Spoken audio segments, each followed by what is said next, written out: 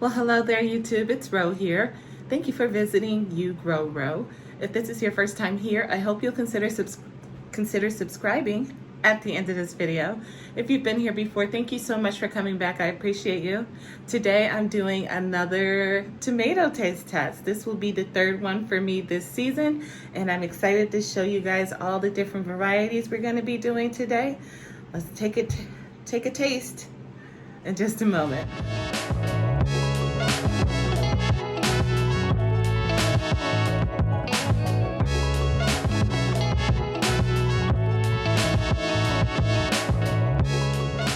So this is the third installment of taste test for me. The first video I did was on the brown sugar tomato, just this guy. I will link to that one above.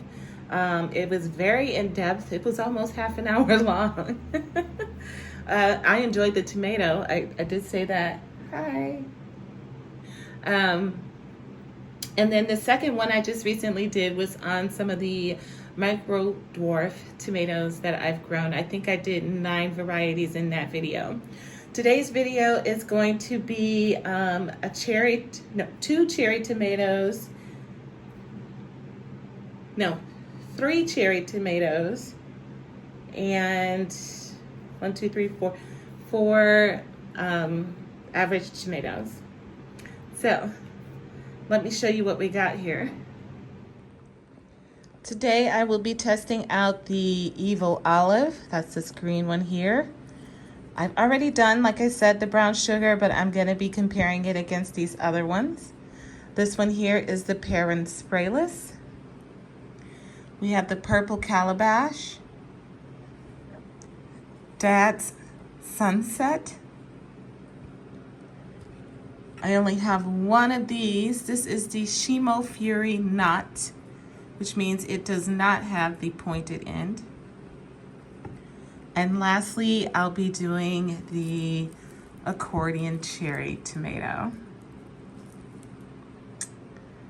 All right, let's get started. So in my last tomato tour, I had a plant that was supposed to be the Rebel Starfighter Prime, I think, but it most definitely was not that. So I looked at my seeds and I determined that I believe this one here is the Evil Olive. All of them have this blemishing on the bottom, so I'm gonna have to cut the bottoms off, but I believe this here is the Evil Olive.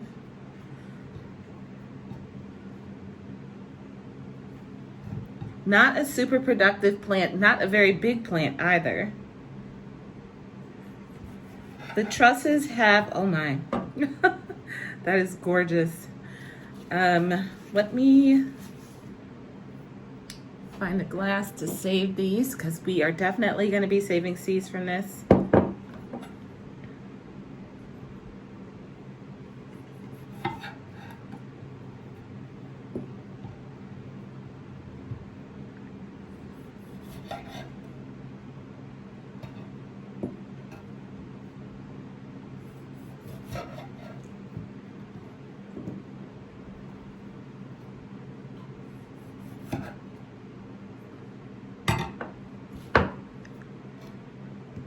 Okay, so here is the Evil Olive. It is a green when ripe, only my second variety ever for green when ripes. The first one I had was the Fat Frog, which I reviewed in my micro dwarfs video, and I loved it. So far, that has been my favorite tomato this year of all of them. Of the beefsteaks, the cherries, the specialties, the micro dwarfs. Fat Frog has been my favorite.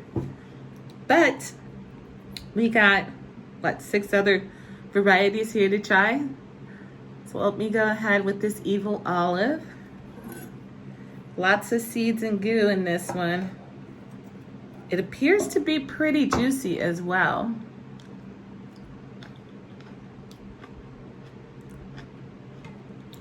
Oh, that is really nice. Today I remembered to bring my refractometer so we can test the Brix. Brix just tells you how sweet it is. This tomato is giving lots of sweetness.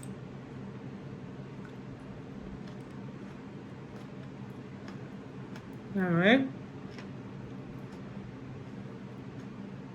I'm just gonna look through this eyepiece here and see what it tells me.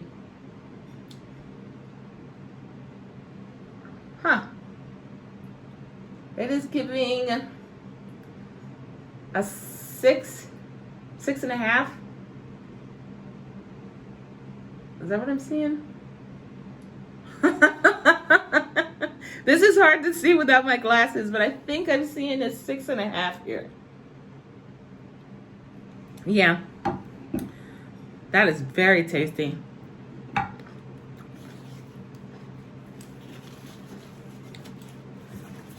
Not overly sweet, but definitely has some sweetness to it. The flesh and the skin are rather tough.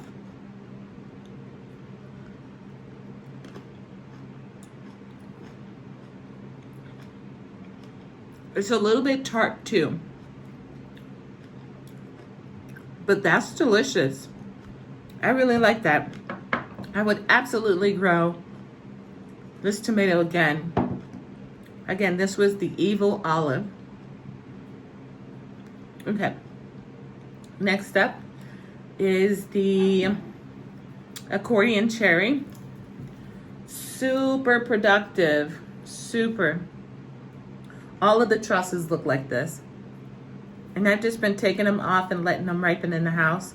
Actually, I've been using them in my hot sauces to help thin out some of the heat if they're too hot. I grew some, what do you call them? Ghost peppers this year. And Tim can't really take it, so I'm trying to bring them down a little bit by adding, you know, other flavors such as tomatoes and onion and garlic and stuff. But that's what this looks like on the inside. This one is a indeterminate plant. Not a lot of seeds. I would say a moderate amount of gel in there. Flesh feels firm. That's what it looks like. Let's give it a taste.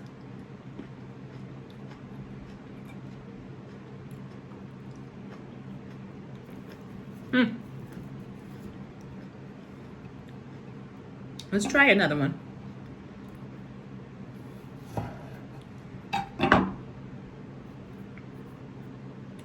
Give it another look there.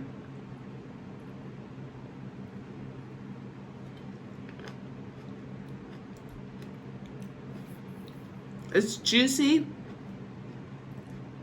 and it's mild. It's very meaty.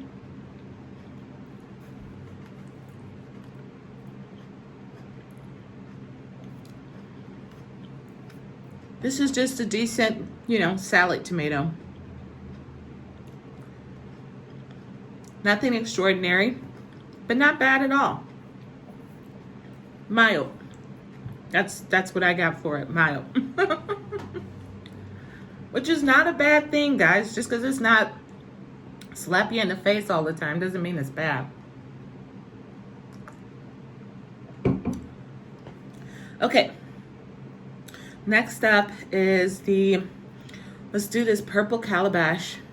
I've gotten maybe half a dozen of these, and they all look like this. They're all contorted.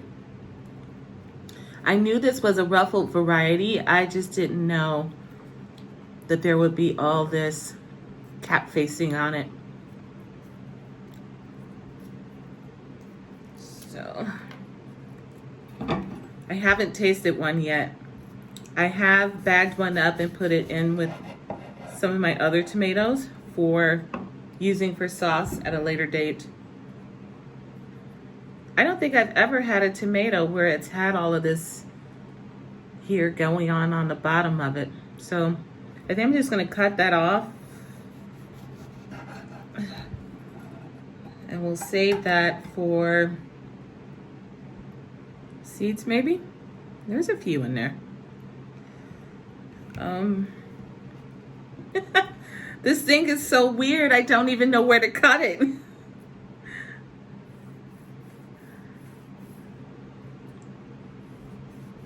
Okay. Here we go.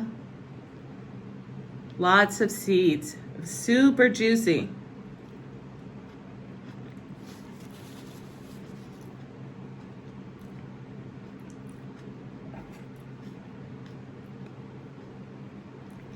That is interesting. Let me get another piece.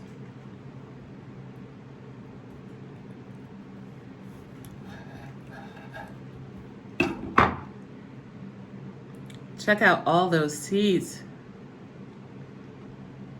Wowza.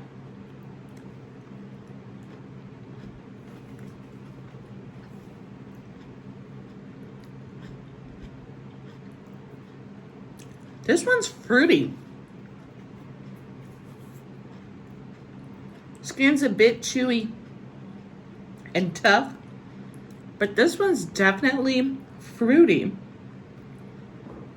Let's see what the bricks is on this one.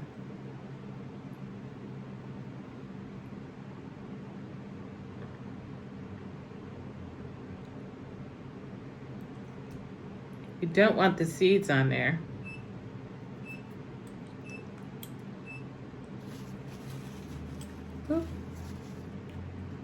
Let's see. This one is 4.5. So 4.5 on the bricks. Not super sweet. And you're gonna find that on all of your, well, a lot of your, you know, beef steaks and regular sized tomatoes. Excuse me. Your classics. They don't have that super sweet concentrated flavor that you would be more apt to find in a cherry tomato. But as you know, they're still good nonetheless. All right. Not bad, not bad at all.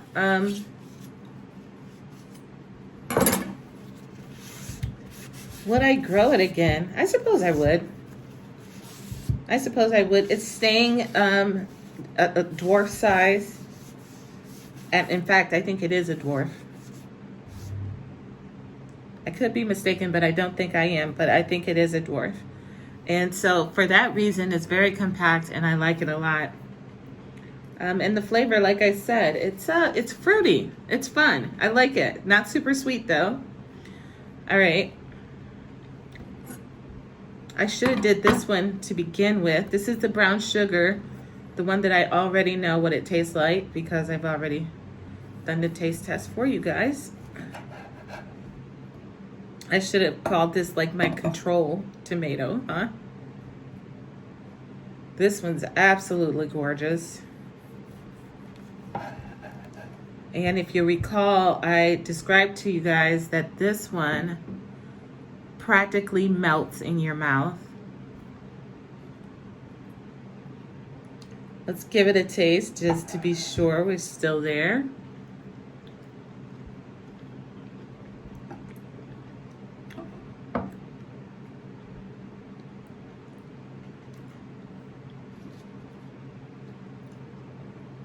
Absolutely. This tomato just melts in your mouth. Skin is thin. This is really good. The strange thing about this plant is the first tomatoes I was getting off of this were in the, I don't know, 5 or 6 ounce range. All subsequent tomatoes have been in the 8, 9, 10 ounce range. So these got bigger as the season went on. Sometimes you'll find that a tomato plant will put on its biggest fruits at the beginning, but not so with this brown sugar. It's the opposite. Okay, let's do the Peron Sprayless. This was one I grew early in the season. Very nice. Reminds me of a grocery store tomato. With the wall of water. This tomato is supposed to be able to take cooler temperatures, and obviously it did, because the plant's still alive. It did not suffer.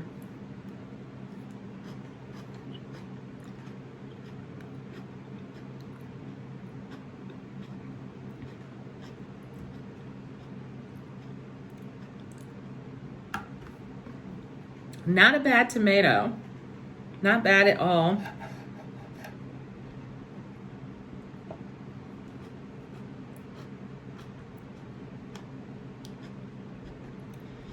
Of everything I've tasted today, this has more of that classic flavor. But it's not going to knock your socks off. It's a good tomato. If you want to get early tomatoes and you live in a cooler climate, this is nothing to sneeze at. This is a very, very likable tomato. That's the Peron Sprayless. Nice. All right, so next up is one that I've been really excited about, and that is the Shimofuri NOT. Now, I think it was Nicole Smith Gardening. She grew the regular Shimofuri, which has a pointed end. Mine is the Shimofuri NOT, which means it does not have the pointed end. And it has beautiful variegated leaves. I have mine growing in an upside down planter. It is just beginning to set fruits. That's awful pretty.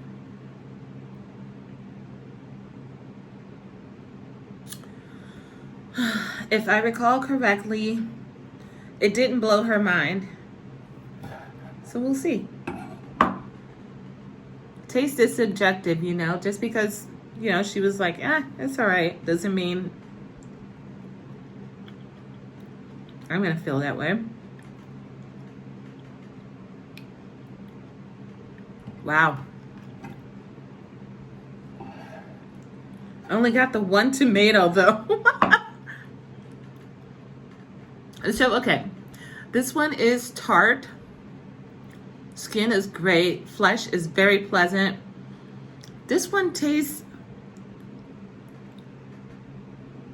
like refrigerator fresh, right? Like it's been sitting in the refrigerator and you sliced it up and threw some salt on it. I like that a lot. My only issue is it seems to be late ripening, at least for me. And to me, that means I'm not going to get a lot out of it. So I would have to start it a lot sooner than what I did this year. But that's a very pleasant tomato. Very, very pleasant. All right, and then now we have our last tomato.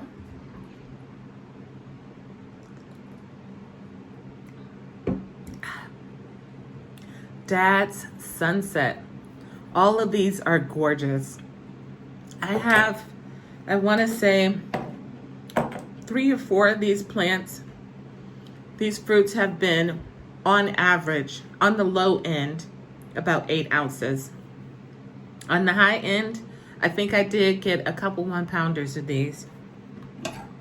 Beautiful orange color. I don't generally like orange tomatoes over, say, you know, your browns, your reds, and now your green when ripes. But I grew Geez, 3-4 years ago, I grew Dr. Witchy's yellow, and I thought that was excellent. I also grew yellow accordion, which I didn't care for. It was beautiful, but I just didn't like it. Dad's sunset, though. This has been so productive for me. Look how beautiful that is. Just gorgeous. Looks to me like a 50-50 ratio between the flesh and the seeds and goo. Very little scarring, if any at all. I don't think I've had any splitting on these tomatoes. Neither did I have any on the Peron Sprayless. They didn't split on me at all either. The brown sugars were getting the splits on the tops, but not too bad. All right. I have high hopes for this.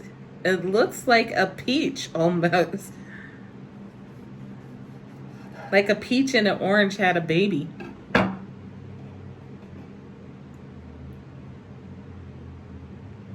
Bottoms up.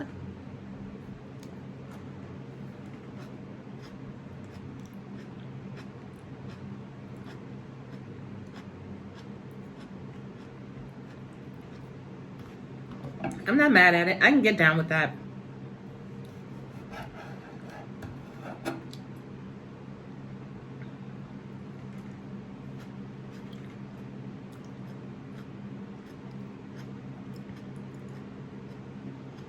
Low acid, which is to be expected from a yellow orange tomato. It's meaty, juicy. It's a good tomato. I would grow this again, especially with how productive it was, for sure.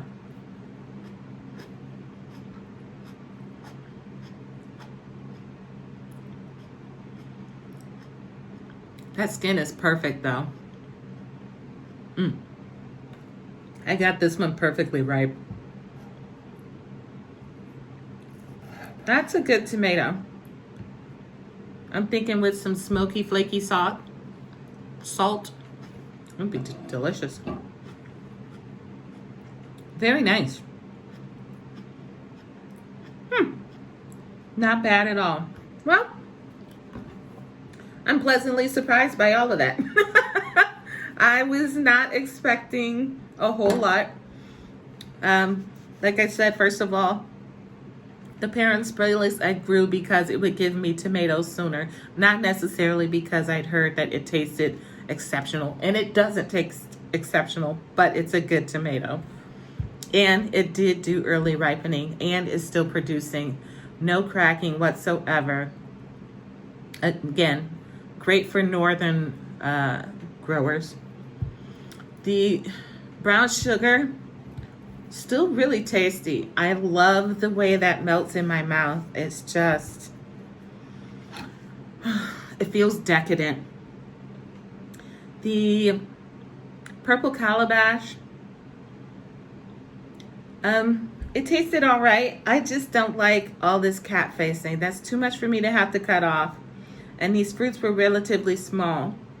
Now they had no extra cracking, so to speak, but this is largely going to go to waste because I got to cut all this stuff out, and I don't know that I would want to do this again, unless I would try it to see if I got bigger fruits, but if they stayed the way they are now, this wouldn't be on my list of things to grow.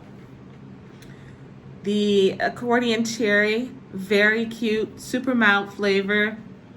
I'd have to say of today, the Evil Olive was probably my favorite. And the Shimofuri it's clean. It's tomatoey, it's clean. That's my biggest surprise. I don't know what I thought it was going to taste like, but not like that.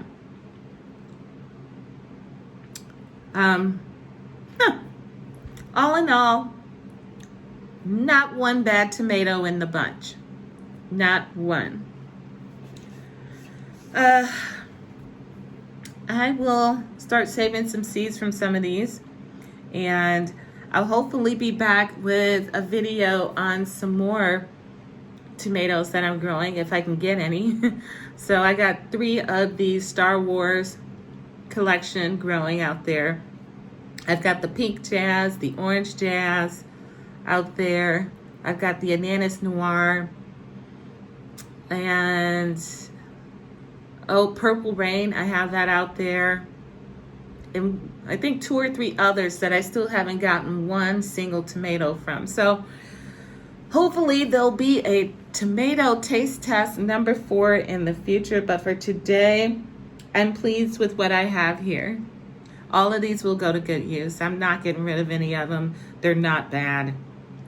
None will blow your socks off, but I thought the Evil Olive was the best, followed by the Shimofuri NOT.